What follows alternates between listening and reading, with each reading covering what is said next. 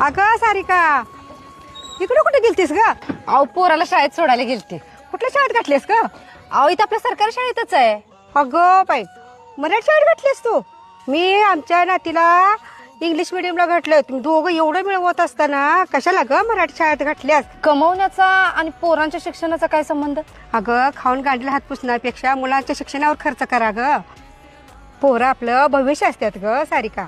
नाही, तुम्ही बोलताय ते पटतंय मला, पण असं कुठं सांगितलंय की पोराला इंटरनॅशनलला किंवा त्या इंग्लिश मिडियमला घातलं आणि ढिगाने खर्च केला म्हणजेच आपण पोरावर लय प्रेम करतोय किंवा आपण पालक म्हणून बेस्ट आहे, असं काय नाही आहे काकू.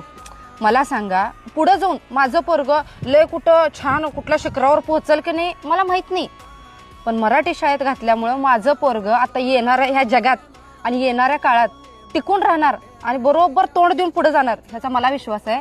कारण माझं पोरग त्या शाळेत जाते ज्या शाळेत मी, माझा नवरा, माझा भाऊ, आपण सगळे शिकून पुढे आलोय.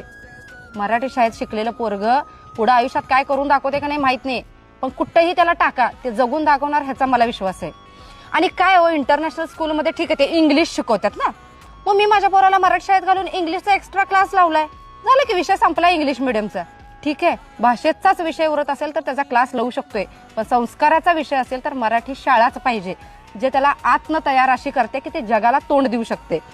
आणि इंग्लिश मिडियम शाळेमध्ये इंग्लिश शिकवलं जाते ब्रँडेड शाळेत, जिथं लई ढिगानं फी भरली जाते.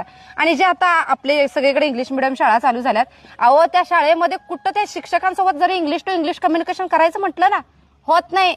हिंदीमध्ये बोलतात, सीट हिअर, कम हिअर, एवढंच पोरग ते इंग्लिश मिडियमला जाणार, एवढंच त्याला समजलं तरी नशीब.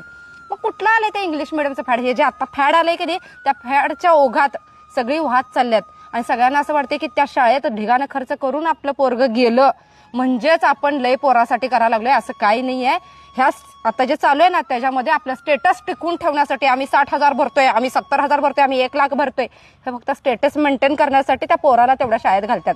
पण खरंच जेवढे पैसे घालतोय तेवढं पोरग शिकतंय? बरं शिकलं, पण तिथं जाऊन जे कम्पेअर करते त्याच्यानुसार आपल्याला रिस्पेक्ट देते? पुढे जाऊन त्यांच्या तुलनेत आपण पोराला तेवढ्या सगळ्या फॅसिलिटीज देऊ शकतोय? ह्या सगळ्या प्रश्नांचा जर विचार केला ना, तर मी माझ्या पोराला विचार करूनच साध्या शाळेत घातले. मग जग काहीही म्हणू दे, आम्ही खाऊन काय करतोय, आम्ही उधळतोय, काहीही म्हणू दे, मला फरक पडत नाही. मला माहितीये माझं पोरग जिथं शिकतंय तिथं बेस्ट शिकतंय.